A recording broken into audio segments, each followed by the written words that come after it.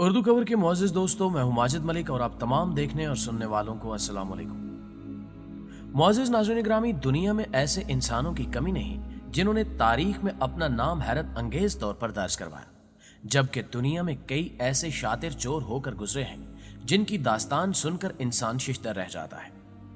آج کی زیر نظر ویڈیو کا موضوع ایک ایسا چور ہے جس نے مسافروں سے بھرا ایک ہوائی جہاز ہائی جیک کیا اور اس میں موجود تمام افراد کو لوٹنے کے بعد اس نے جہاز سے چھلانگ لگا دی، پھر نہ جانے اسے آسمان نگل گیا یا اسے زمین کھا گئی، آج تک معلوم نہیں ہو سکا۔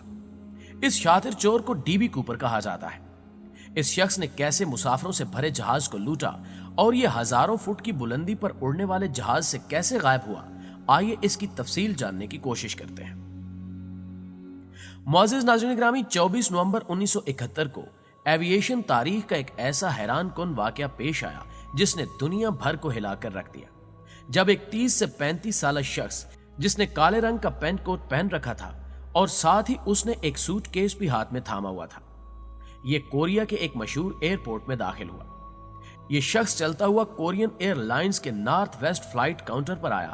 اس نے کاؤنٹر پر آ کر اپنا نام ڈریم کوپر بتایا۔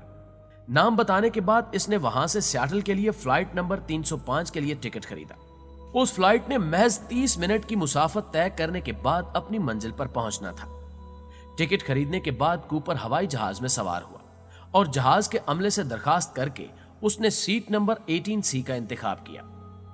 ہوائی جہاز کے اڑان بھرنے سے پہلے اس نے ایک سگریٹ چلائی اور وہاں موجود ایئر ہوسٹس کو بلوا کر اسے سوڈا واٹر لانے کا آرڈر دیا۔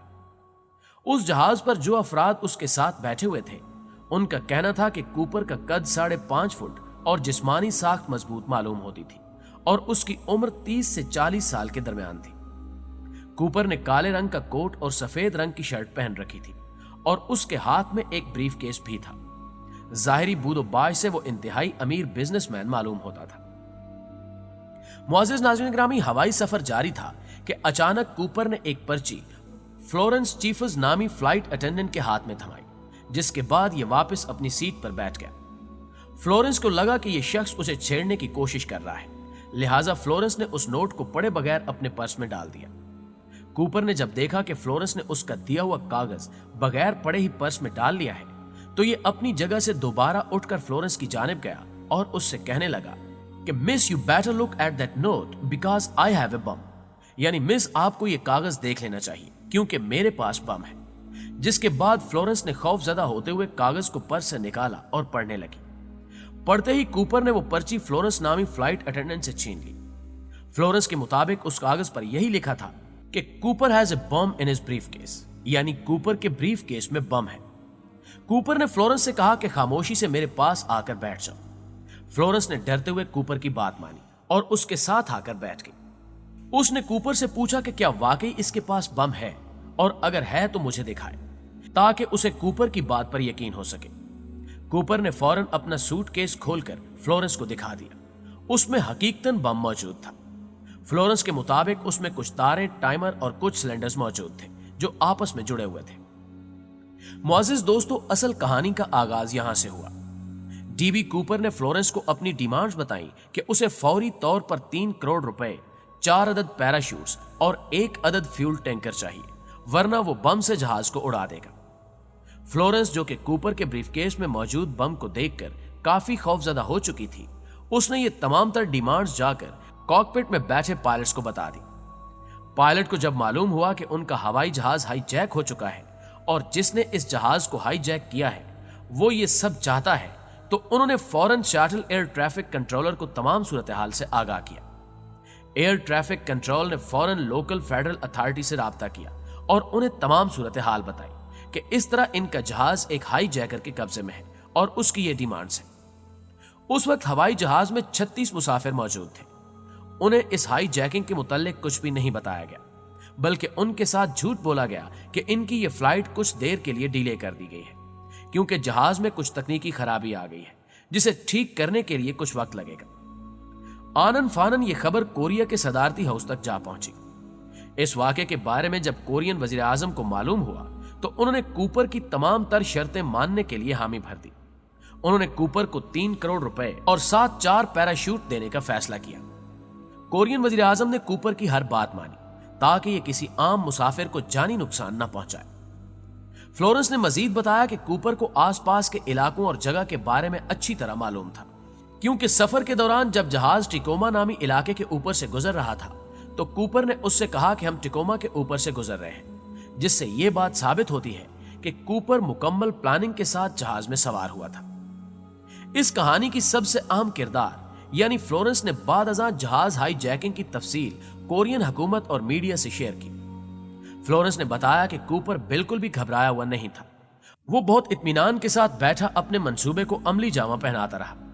इस दौरान उसने किसी भी झुंझलाहट, परेशानी या गुस्से का इजहार नहीं किया और जहाज के अमले से बड़े ही तहम्मुल और प्यार से बातचीत करता रहा।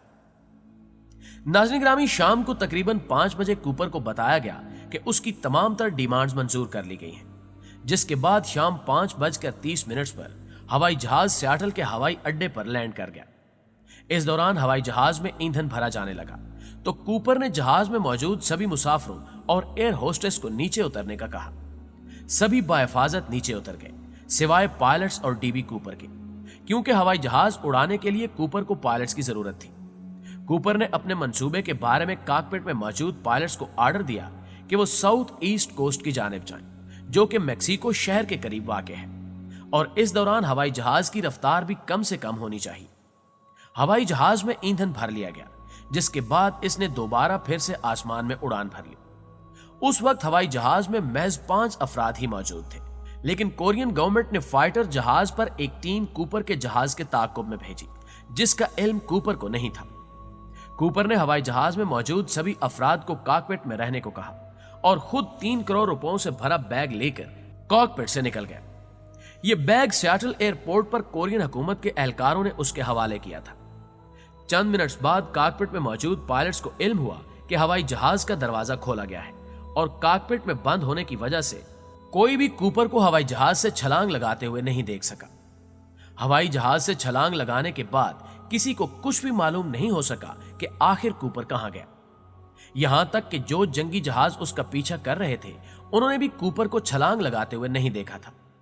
इस हादसे के बाद कूपर की कई तस्वीर भी बनाई गई ताकि उसे तलाश किया जा सके, मगर हैरानी की बात यह है कि इस शातिर चोर को आज तक नहीं ढूंढा जा सका। इसे एविएशन तारीख का पुरस्कार तरीन केस समझा जाता है। न जाने कूपर को आसमान ने निगला या फिर जमीन खा गई, ये आज भी एक मुअम्मा है। जी तो मुअज़्ज़िज़ दोस्तों, आपकी राय इस बारे में क्या कहती है, कमेंट करके हमें भी जरूर बताइएगा। हमें हमेशा की तरह आज भी उम्मीद है कि ये वीडियो आपको बेहद पसंद आई होगी। अगर वाकई ऐसा है तो वीडियो को लाइक करते हुए अपने दीगर दोस्तों के साथ भी शेयर कर दीजिए और चैनल पर नए आने वाले दोस्तों से गुजारिश है कि हमारे चैनल को सब्सक्राइब करते हुए साथ मौजूद घंटी के बटन को भी दबा दें ताकि इसी तरह की मालूमाती और इंटरेस्टिंग वीडियोस आप तक बाकायदगी के साथ पहुंचती रहें। इंशाल्लाह आपसे मुलाकात होती है अगली वीडियो में। तब तक अपना ढेर सारा ख्याल रखिएगा। अल्लाह निगहबान।